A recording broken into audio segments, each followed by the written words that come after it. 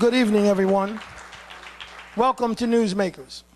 Ladies and gentlemen, tonight is a very special Newsmakers. We have a very special guest.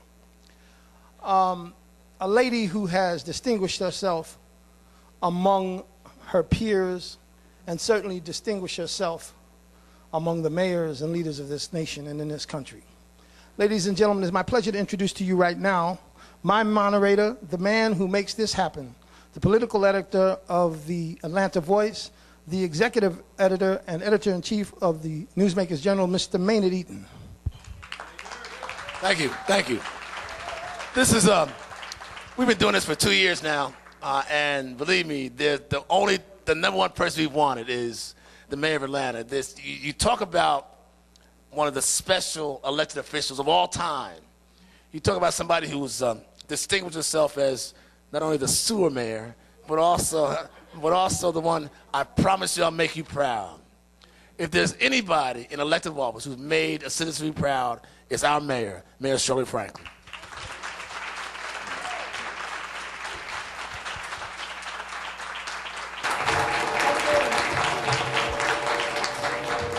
Thank you so much for being here, Mayor.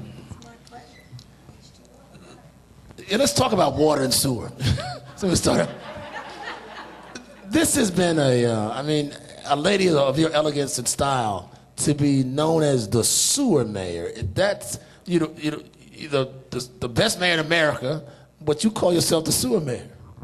Sewers are real important to cities. There's some folks out there who know about that, right? Water, clean water. You can't have a healthy economy. You can't have healthy people unless you have access to clean and plentiful water. Our job is to be sure that we have clean water, and then soon we need to talk about plentiful water, because in 20 to 30 years it's projected that Atlanta and the metro area will have a shortage of water. But you took a real gamble, did you not? This was not the first time Atlanta was faced with infrastructure problems. Other mayors had eschewed it or afraid of it. Why'd you bite the bullet?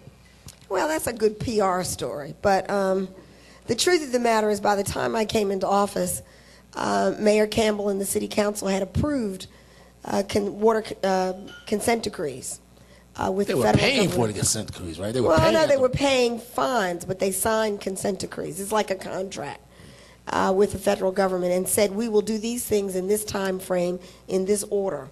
So those consent decrees were already there. And it was really a question of how to fund them. And I'm not sure that anyone realized that the funding mechanism wasn't fully flushed out. How about that?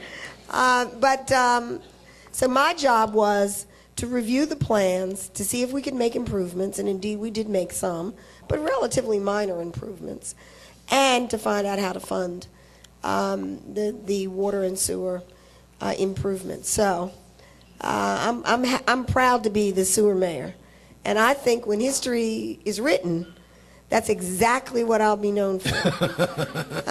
People can say other things if they like, but I have a neighbor who's 92, and before I dubbed myself the sewer mayor, he came over and we were chatting about what the city was like 60 or 70 years ago, and he told me early in my election, after my election, he said, you've talked more about sewers and water than anybody since Hartsfield. He told me that, and I got the idea of dubbing myself the sewer mayor, really to capture everybody's imagination, because I was sure that the press was going to call me the sewer mayor. So I figured I'd call myself that. I got there first. Last week, but I mean, on that point, we don't have to stay on water and sewer. And all of you know I can all day long talk about water and sewer. It is, in my view, the most critical infrastructure issue that faces Atlanta, the region, and the state.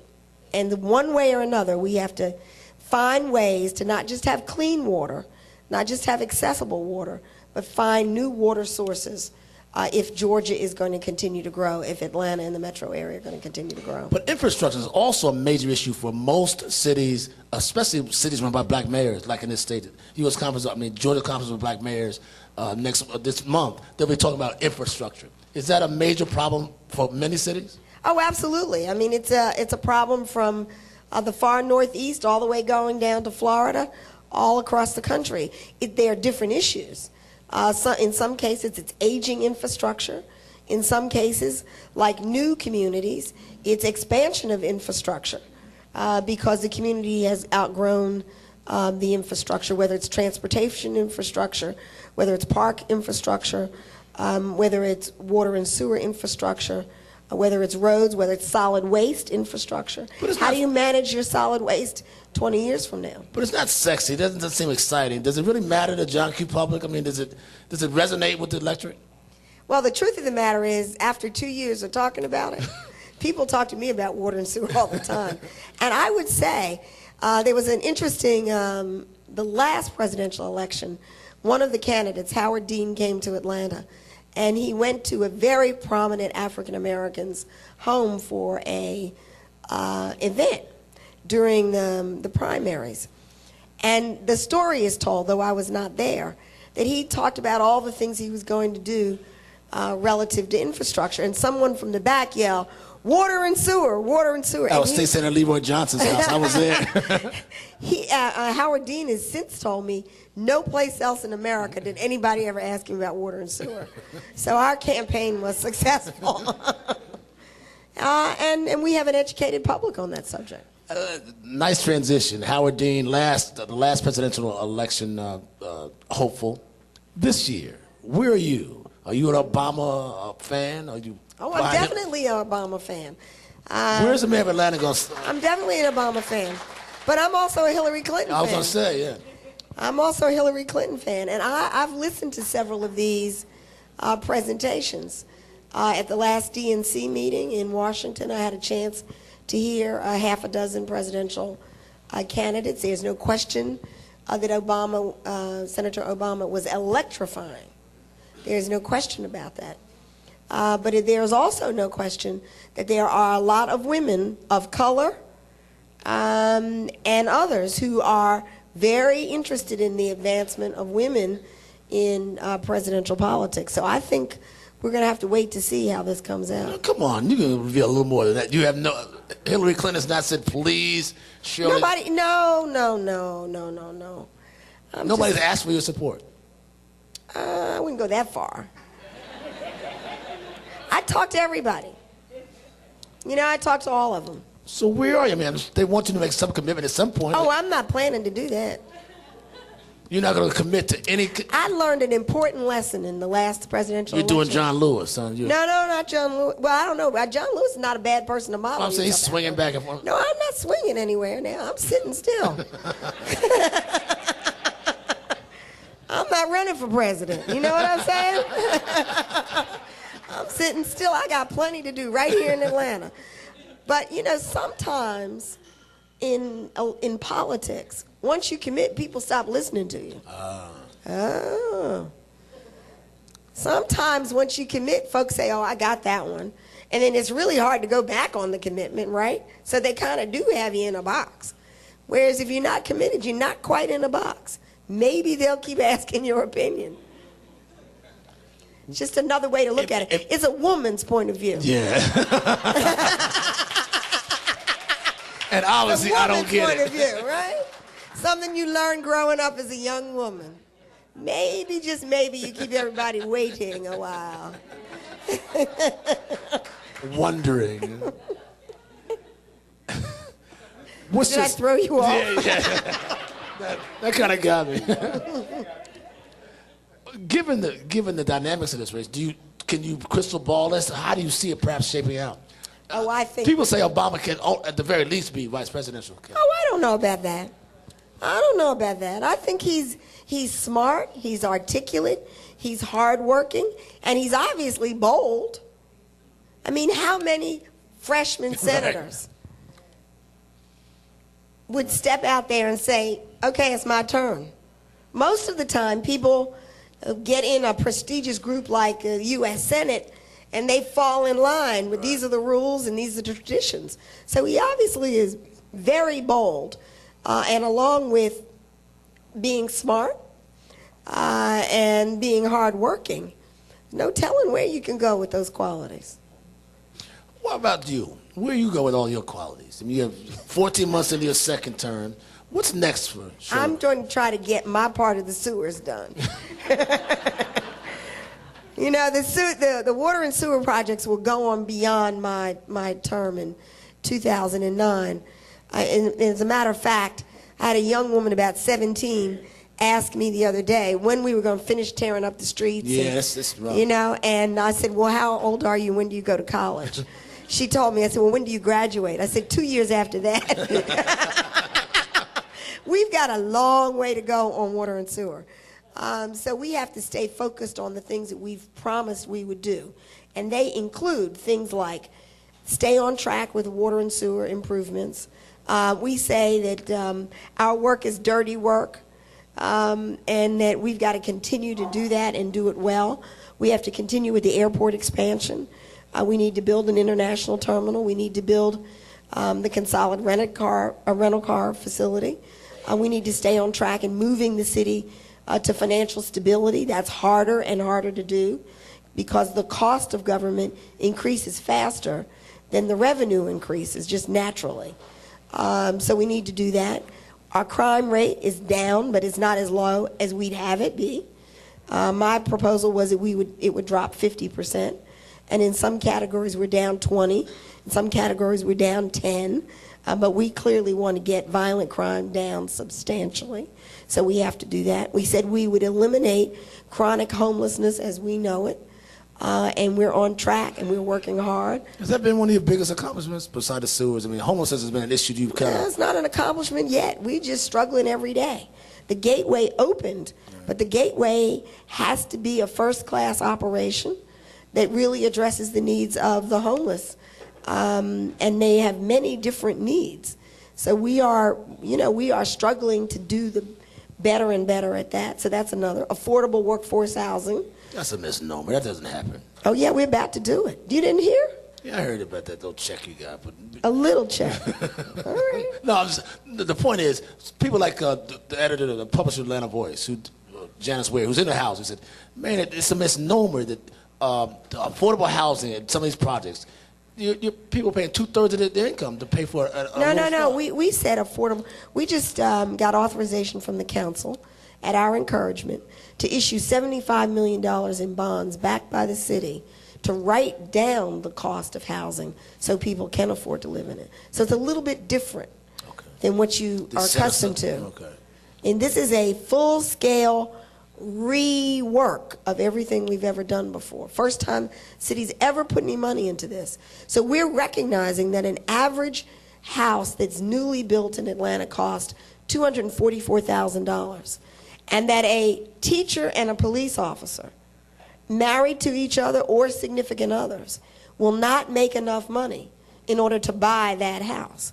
So we are proposing a program that will create a soft second mortgage that will allow them to go into a property that exceeds their ability on their income. In addition to that, we're going to write down the cost of building a rental housing. So we're talking about an absolute write-down with city money, because we can't have a safe city if police officers and firefighters and corrections officers, and we can't have a safe city if sanitation workers and reporters. Yeah, you're right. And bank tellers.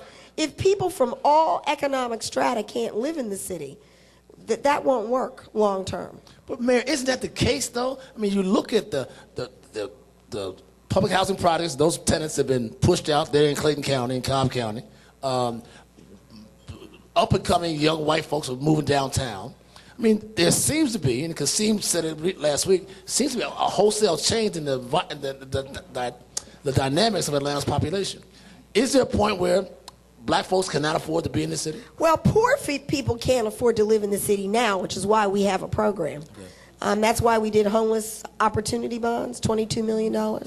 But in addition to that, the city needs to invest over a period of next 10 years, $1 billion in affordable workforce housing. We need to build more housing, renovate more housing. This program will allow you to build a house that needs repairs, that you can afford the house, but it needs so many repairs, you can't afford the repairs. Right. This will allow you to borrow the money at very low interest rates to do the repairs in the city of Atlanta.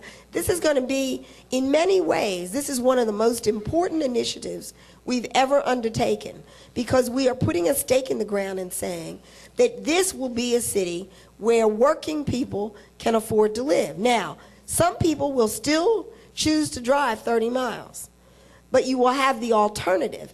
And with $75 million, we will be able to incentivize the development, renovation, and design of 3,000 new units in 4 years. So you're saying In addition to everything else everybody's doing. in 4 years, you can impact 3,000 homes. Is what you're saying? 3,000 households. Now, the reason I'm talking so much about it is it's important that that kind of program continue for about 7 to 8 years at $75 million a clip. Well, if people believe you can't do anything about it, you can't get the political will on the council and in the mayor's office to change city policy to continue something like this. This is going to be major. The city's been trying to do this, been trying to figure out how to incentivize affordable housing since Maynard Jackson's first term. Because it is a problem. You see the trend, and many people have said that affordable housing, it became, what does that mean? You think you defined it now? You think you Now, you can find affordable housing outside the city. Right. We have got to give incentives to create it, renovate housing inside the city. And for instance, if you are an employee of Harvard University, okay, or a major university with a huge endowment, they actually give second mortgages to people so that they can work near the university or work in the university because they know you can't afford to live close by. So this is a private sector model that we've used and converted to a public sector. Now here's the trick.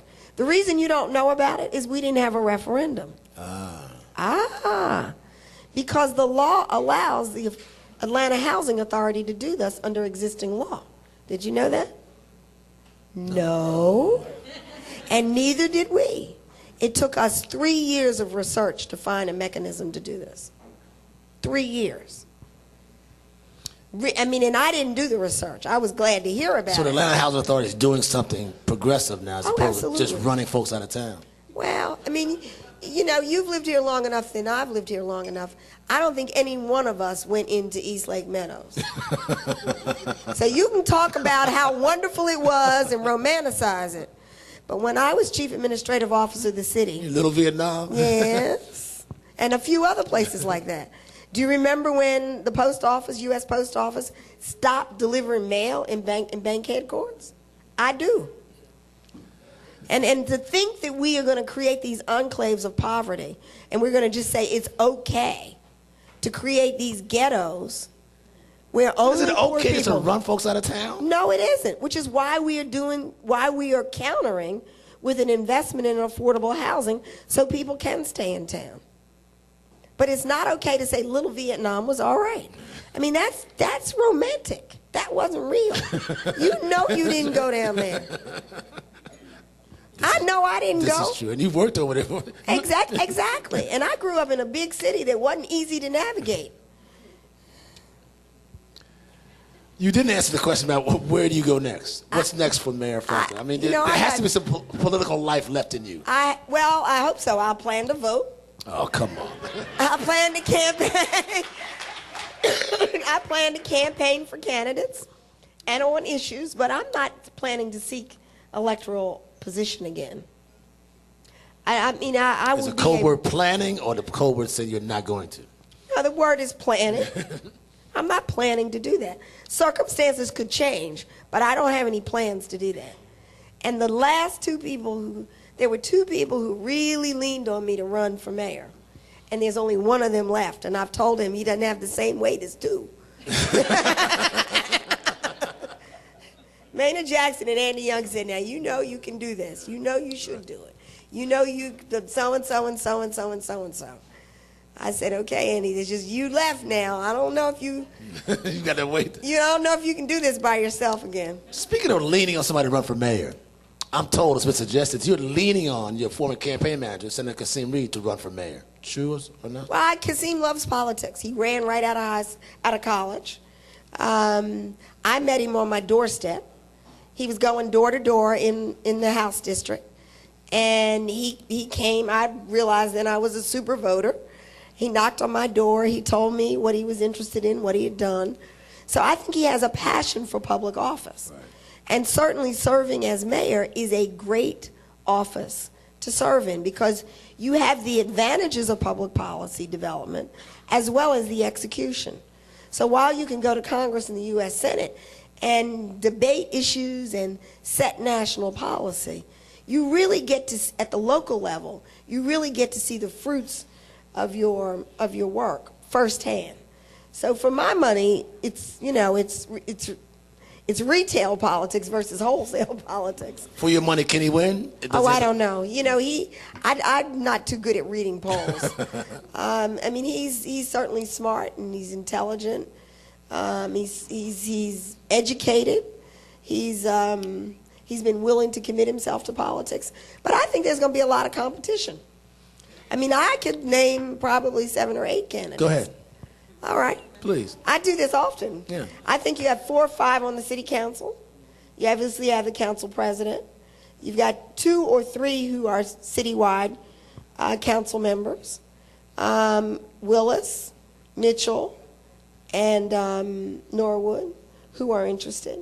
When I ran the first time in 2001, Claire Muller was interested, so I don't know if she would be interested again. So that's 5 right there, right? Go ahead. And you have Kasim. I hear other names from time to time, but not anybody whose name I mention because they're not really in public life, so I wouldn't want to. Are there any other white candidates or private citizens that you Well, see? number 3, I am in office 2 years, 9 months, and less than 25 days, and about 20 days, okay? Maybe 21 days. Who's counting? But, but the fact is, I was not a candidate until 2 years out, until about 20 months out. Right. And everybody said, oh, she'll never run. You said that, as a matter of fact. She'll never run, and my name was on the list with everyone else. I don't think you can know almost 3 years out who will really run, even among those who say they're interested. No one thought Andy Young would run for mayor. That's true, yeah. Everyone knew Maynard wanted to run. Everyone knew Bill Campbell wanted to run. Everyone knew Marvin Arrington. Everyone knew Michael Lomax. But not everybody knew Andy Young. And a lot of people said they didn't think I would run. People thought I would not run in the end. And I campaigned for a year and 3 months before you could even qualify. And the bet was I wouldn't qualify because I had some awful things in my background, I guess. That's what folks said. I didn't remember hearing the awful things about Oh, yeah, they made up a few things, too. Why did you? What compelled you to really do this? Because you had been kind of a background player. You knew city government. You just hadn't been out front. Well, I was very much persuaded by Andy and Maynard. And there were a small group of women who came to me. Small group? Yes. I mean, 5 or 6 women who sat me down one day, and they said, listen, a woman needs to be mayor, and you've got the best shot. And they were black and white. They were, no one was in government. They were all outside of government, and they all appealed to me to consider it. And so there was a small group of women. No one in my family thought I would run. So I was compelled. I love public service. I had enjoyed public service. But one of the key issues for me, and I used this in the final weeks of the campaign, was to say to folks, we all know that women are smart enough and that there have been women for ages who are smart enough and capable. So it's important for us to break through that glass ceiling so that other women and men who wouldn't consider themselves good candidates, can step forward and lead. So that was a key factor for me. A second key factor for me, which I rarely articulated, was that I really wanted to be sure that there was no question in anyone's mind that black elected leadership could be at the top of the heap nationally. And I wanted to demonstrate that Atlanta had done that before and could do it again. And I did not want there to be any question in anybody's mind about that. So, And you've done that too. And you know, so those are really the three reasons. One, that I was the fourth woman to run for mayor in recent times. I certainly am not. The others were smart, they were educated, they were committed. So it was important to me to define that not only could women run, but they could run competitively. I didn't think I'd win when I started, and neither did a lot of other people. And I barely won, so we need to tell folks that. You know, 181 votes is not a landslide. You know, that's what. But you were way down. I mean, Rob Pitts was almost considered a shoo-in. I mean, no, I was at 8%. He was at 38%. 8 or 9 months before the election. So, and that was not my genius. You can be assured of that. It was other folks like Kasim Reed who made the difference with that. I didn't tell Kasim what the poll numbers were until after he agreed to be campaign manager. He's like, what? Speaking of women, we have to say this. One of the finest and most dynamic women we've known and you've known is your mother. We offer your condolences in the passing of your mom. Thank you. Great lady. Thank you. Great lady. We're going to open up for some questions for the mayor. Questions, not comments, not documentaries, not storytelling, but questions. But Mayor... I have my back to these folks no, over there. that's enough. They're going to line up for a second. But okay, I'm not going to turn. I'm done. I got the camera over there. I see you know this stuff, don't you? I'm following your lead. Yeah, right. Let's talk about something a little testy. The Civilian Review Board. I mean, not for me. I came out for the Civilian Review Board and subpoena powers for the Civilian Review Board in the 1980s. I've consistently been in favor of that. Consistently. Have said so publicly and have never wavered on that. Now, I have learned in recent weeks that there is a model that experts, not myself, believe is an improved model over the traditional 1950s, 1960s model.